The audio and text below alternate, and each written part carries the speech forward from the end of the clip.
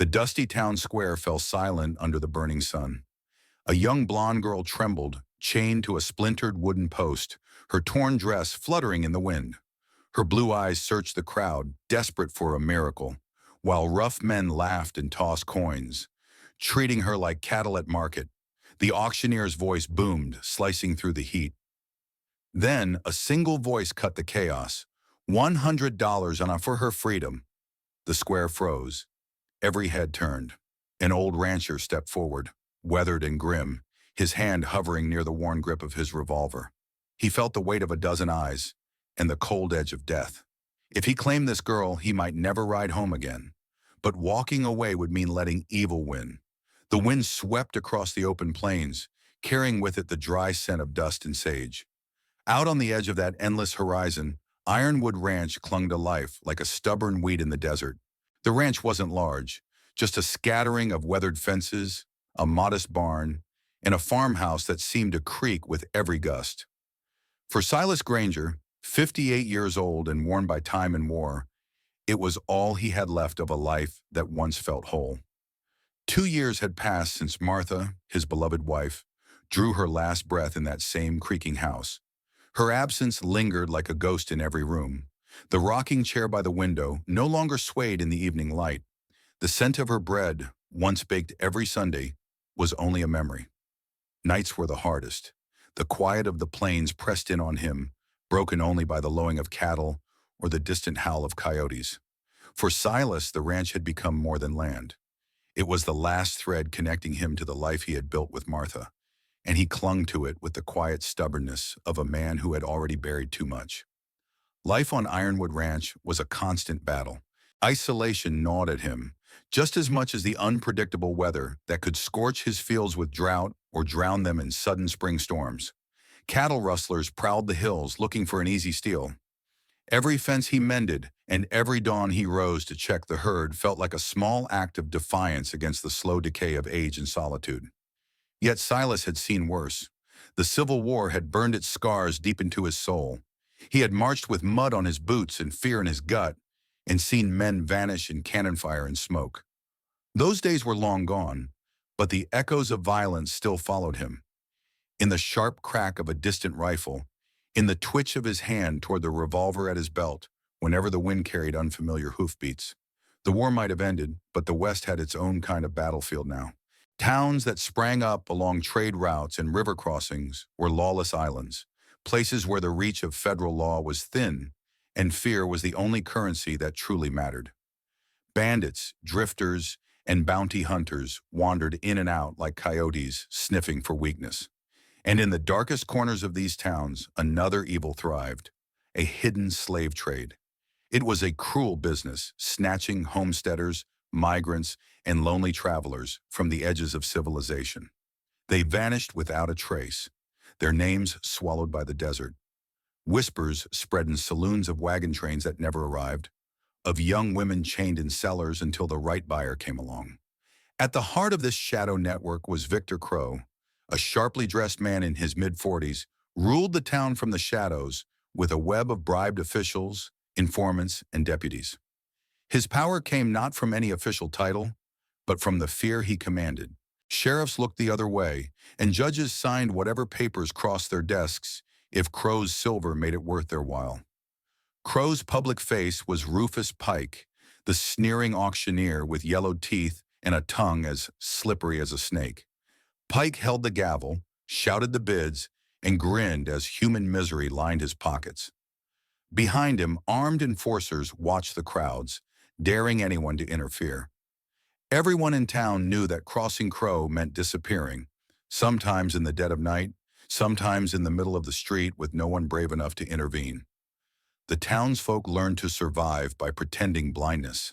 A blacksmith hammered iron and let the sound of his anvil drown out the distant cries of captives. A storekeeper counted blood-stained coins, never asking where they came from. Mothers pulled their children indoors whenever Crow's wagons rattled down the main street, the canvas covers hiding their grim cargo. That silence, the moral rot of complicity, hung over the town like the ever-present dust. And as wagons creaked toward Crow's hidden camps, where the stolen and the forsaken waited for a fate worse than death, the people simply turned their faces away. In this land of silence and shadows, a single man's decision could ignite a storm. And though Silas Granger didn't know it yet, his quiet, lonely life on Ironwood Ranch was about to collide with Victor Crow's Empire of Fear, shattering the uneasy peace that the town had built on other people's suffering. The air inside the barn where Clara Wynne had been held was thick with the stench of hay, sweat, and fear. 19 years old, she had grown up under the wide skies of the frontier, where the wind carried freedom and her family's laughter filled their homestead. But that life had vanished in a single night. She remembered the attack in flashes, boots pounding on the porch, her father shouting, the glint of lantern light on gun barrels. Her mother's scream had cut through the darkness before a rough hand clamped over Clara's mouth. After that, it had been a blur of ropes, wagon wheels, and endless jolting through the night until she woke shackled in this barn, surrounded by strangers' cruelty. Days passed in a haze of hunger and exhaustion. She had tried to fight at first, jerking against her chains until her wrists bled, but the iron was merciless. Her dress was torn, smeared with dirt and blood from a fall, and every muscle in her body ached. At night, she whispered to herself, forcing her heart to remember that she had once been free, that she had a name, that she wasn't just property. By the morning of the auction, hope had nearly left her. The town square was alive with a cruel energy as midday sun beat down on the dust.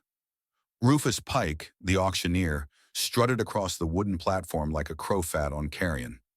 His yellow teeth flashed in a grin as he tapped the gavel against his palm. "Gentlemen," he called, voice slicing through the heavy heat, "feast your eyes on this fine piece of work. Strong arms, young bones, and she won't give you no trouble, unless you want her to." The crowd laughed, coins clinking as they tossed them in their hands. Men in sweat-stained shirts and sun-cracked hats elbowed one another, their eyes glinting with the predatory interest reserved for livestock and things far worse. Clara stared at the ground, her chains cold against her ankles. She counted her breaths, each a fragile act of defiance. "Don't cry," she whispered. "Don't give them that." From the shadows of a nearby awning, Victor Crow watched. His black coat was dustless, his boots polished, the only man in the square untouched by the filth he created. He didn't need to shout or bid. This was his theater, and everyone here played a part in his show. His sharp eyes moved from Clara to the crowd, measuring greed, fear, and opportunity like a merchant counting inventory. Silas Granger rode into town with nothing more on his mind than flour, nails, and a new grindstone for his ranch. His horse clopped along the street as the heat shimmered on the red dirt, and he felt the usual prickle of unease that small towns gave him these days. He had planned to keep his head down, but when he turned the corner and saw the girl chained to the post, something old and cold stirred inside him. He pulled his horse to a stop, his weathered hand tightening on the reins until his knuckles turned white. Memories came unbidden. Martha's voice, soft but steady. "If you see someone in need, Silas, you don't look away." He had learned in the war that evil thrives in silence, and here it was again, grinning and jingling coins, daring him to ride on. The bidding began. $20, a man barked. 30, shouted another, his voice thick with drink. 40. Coins clinked. Laughter echoed. Clara's heart pounded. She hated that she even cared who might win her, but terror and instinct twisted together in her chest. Silas dismounted slowly, his boots crunching on dry dirt, his shadow stretching long toward the platform. He felt the weight of his coin pouch against his hip, heavier than it had ever been. He had saved that money for fence repairs, for the winter feed, for survival. Every step toward the platform felt like walking into the mouth of a gun barrel. He saw Victor Crow watching him, that predator's smile curling at the edges. The bids climbed to $50, and Clara flinched as the crowd cheered. Silas's jaw clenched. He thought of the young soldiers he had buried, the neighbors he'd seen broken by men just like these. He thought of Martha, who would never forgive him for riding away. Then his voice rang out, cutting through the heat and noise like a rifle shot. $100 for her freedom. The square fell silent. Even the wind seemed to hold its breath. Heads turned. Rufus Pike froze mid-gesture, his gavel hovering. Clara lifted her eyes, trembling. Hope and terror warred in her gaze. This stranger, this weathered rancher, might be her savior, or might just be another cruel twist in her nightmare. From his shadowed post, Victor Crow's smirk deepened. To him, this wasn't a rescue. It was the start of a game, one he had played many times before. The town square still smelled of heat, sweat, and fear. Silas Granger stood with his hand on the pouch of coins, watching Rufus Pike count the money with greasy fingers. Clara Wynne trembled beside him, the chains around her wrists clinking softly, like distant church bells tolling for the dead. But Silas could feel the trap tightening before the first word left Victor Crow's mouth. Crow stepped from the shadows with the ease of a man who owned everything his eyes touched. His black coat fluttered lightly in the dry wind, boots gleaming in the sun.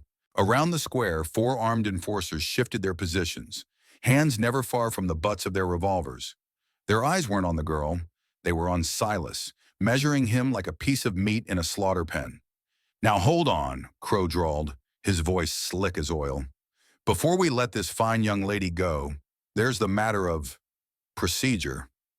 Rufus Pike smirked, catching the cue. "Town taxes, handling fees, registration papers." He tapped the side of his nose as if sharing a secret joke. Silas didn't blink. He'd been around long enough to smell trouble coated in polite words. "Seems steep for a girl you just sold me," he said, voice low but steady. Crow's smile never faltered, but his eyes hardened. "You want her free? Then you're going to do me a little favor first. Nothing complicated, just neighborly business." Crow's power wove through the town like spider silk, a web of bribed officials, informants, and deputies. Merchants who didn't pay protection found their wagons burned. Families who complained disappeared into the night. And ranchers, men like Silas Granger, were his favorite prey. He'd study them from a distance, learning their weaknesses: a mortgage payment due, a sick horse, a lonely widow. Then he would push them into impossible choices until they either surrendered their land or ended up in an unmarked grave. Everyone in town had heard the stories, but they were whispered behind closed doors. No one said Crow's name out loud in the daylight. As Crow circled him like a wolf, Clara Wynne's mind drifted back to a night months before, a night that had branded terror into her memory. She had woken to smoke curling under her bedroom door. By the time she stumbled outside, barefoot and coughing, the neighboring homestead was ablaze. Flames licked at the sky, turning night into a hellish dawn. She could hear screams from inside the house, cut short one by one. By morning, there was nothing left but blackened timbers and the smell of charred dreams. The sheriff had muttered something about an accident, but everyone in town knew the truth. The family had tried to stand up to Crow, and the fire was his warning to the rest. Clara had carried that fear with her, and now seeing Silas surrounded, she wondered if she was about to witness another man swallowed by Crow's cruelty. Crow flicked a folded piece of paper from his coat and held it out. "Take this to the bank, hand it to the manager, wait for what he gives you, and bring it back here. Then, and only then, the girl walks free." Silas didn't touch the paper. "What's in it?" "Just a withdrawal request," Crow said smoothly. "Simple as Sunday service." But Silas's gut twisted. He'd seen cons like this before, in the war and in the years after. A man didn't survive 58 years in the West by trusting snakes in suits. He finally took the note and flicked it open. $500, withdrawn in his own name. He didn't need a lawyer to see the noose hidden in the ink. "You aim to frame me," Silas said quietly. Crow's smirk widened. "Frame? No, friend. I'm giving you a chance to buy your life. Walk away with the girl, or leave her here for the next buyer." Clara's breath hitched, her blue eyes locked on Silas, silently pleading, but she also saw his calculation, the way his gaze flicked to the rooftops, the alley, the armed men tightening their circle. In that moment, the old instincts returned. Silas Granger, the man who had once crawled through mud and gunfire, counted every option in the span of a heartbeat. Gunfight. He could draw fast enough to drop 2 men, maybe 3, but not all 4 before someone shot the girl. Compliance? He'd walk into the bank, and by sundown his neck would be in a rope. Retreat? He could leave her to her fate and ride home, pretending he never saw any of it. But in the dust and heat, Martha's voice whispered in his memory, "If you can help and you do nothing, you'll carry that weight to your grave." Silas took a slow breath, feeling the weight of every year, every scar, every lonely night on Ironwood Ranch pressing down on him. He had lived quiet too long. He looked at Clara, her raw wrists, torn dress, and fragile defiance, and something hardened in his chest. "I ain't leaving without the girl," he said finally. Crow's smile faltered, just a fraction. Around the square the air grew sharp and heavy, like the moment before a thunderstorm breaks. In that heartbeat, Silas Granger's decision became a vow. He would walk through hell if he had to, and if this dusty town wanted his blood for doing what was right, so be it. The point of no return had come and gone. There was no turning back now. As Crow's men encircled Silas, townsfolk fled indoors, slamming doors and shuttering windows. Gunfire erupted as Silas shielded Clara. Suddenly, Captain Boone and Sergeant Riker led federal cavalry into the square, turning the tide. Crow's bluff with forged papers failed under Boone's firm command. Bullets tore through posts and glass as Crow fled toward his canyon stronghold. Cavalry in hot pursuit. This fierce clash of courage and corruption set the stage for a daring rescue and a final reckoning in the wilds beyond the town's dusty limits. The narrow trail led Silas Granger and Captain Elijah Boone's federal cavalrymen deeper into the heart of the rugged canyon country. The blazing sun was dipping low, casting a harsh orange glow over the red sandstone cliffs that rose like ancient sentinels on either side. The land was unforgiving. Sun-scorched brush clung stubbornly to rocky outcrops, and jagged shadows stretched across the cracked earth, concealing pitfalls and potential ambush points. Every step taken was cautious, every eye sharp, as the men moved quietly through the wilderness in pursuit of Victor Crow's hidden camp. The dry canyon air carried a bitter scent, smoke, sweat, and fear. As the group rounded a bend and spotted the grim cluster of makeshift pens and rough wooden shacks nestled beneath the towering cliffs. Barbed wire fences, hastily erected with uneven posts and scrap lumber, enclosed prisoners whose weary forms huddled within. Some sat slumped on the ground, too weak to rise, their faces etched with the hopelessness of captivity. Others scanned the approaching soldiers with wide, wary eyes, unsure if salvation or further torment awaited them. Silas dismounted, boots crunching on gravel, and moved swiftly toward a pen containing a gaunt woman whose trembling hands gripped the rusty bars. Her sunken eyes met his, flickering with the faintest spark of recognition and relief. "You're safe now," Silas said quietly, voice thick with emotion. The fragile smile she gave in return was a silent thank you, but also a testament to the resilience that refused to die even in the darkest of places. Captain Boone ordered his men to spread out and secure the perimeter, while others began breaking locks and freeing the captives. The sounds of jangling chains and shuffling feet filled the canyon as hope tentatively blossomed amid years of despair. Standing amidst this scene, Silas's mind wandered to thoughts of courage and sacrifice. In a world often brutal and unforgiving, true bravery was not the absence of fear, but the choice to act against it. Many had remained silent, too afraid or too beaten down by life's hardships to stand against evil. Yet here, surrounded by those who had endured unimaginable suffering, Silas realized the importance of even one man's resolve to challenge darkness, no matter how lonely that fight might be. Suddenly, a flicker of flame caught his eye. Victor Crow, wild-eyed and desperate, appeared near a stack of papers and supplies. In a fit of rage, Crow set them ablaze, the fire roaring as smoke billowed into the sky. "If I can't have them, no one will," he snarled, his voice ragged. Gunfire erupted anew, cutting through the crackling blaze and filling the canyon with smoke and the acrid smell of gunpowder. Silas locked eyes with Crow, and without hesitation, moved toward the man who had brought so much misery to these innocent souls. Their confrontation was fierce and raw, a gritty hand-to-hand battle fueled by years of pain, anger, and the desperate need for justice. Silas's every strike echoed a demand for redemption. Every block was a refusal to surrender. The struggle between them embodied the timeless fight between light and shadow, good and evil. At last, Crow faltered. his strength spent. He collapsed to the ground, defeated, as the flames consumed the evidence of his crimes. The captives, now free, gathered quietly around Silas and Boone, the canyon's wind whispering through the red cliffs like a song of liberation. For Silas, the victory was a solemn one, marked by the scars of battle but uplifted by the enduring spirit of freedom. As the sun set behind the canyon walls, he knew this fight was but one of many in the ongoing struggle against the darkness that lurked in the frontier's shadows. As the dust settled and the last echoes of gunfire faded into the canyon walls, Silas Granger looked out over the freed captives, men, women, and children who had endured unspeakable hardship but now faced a future filled with hope. This victory was not just about one man or one battle.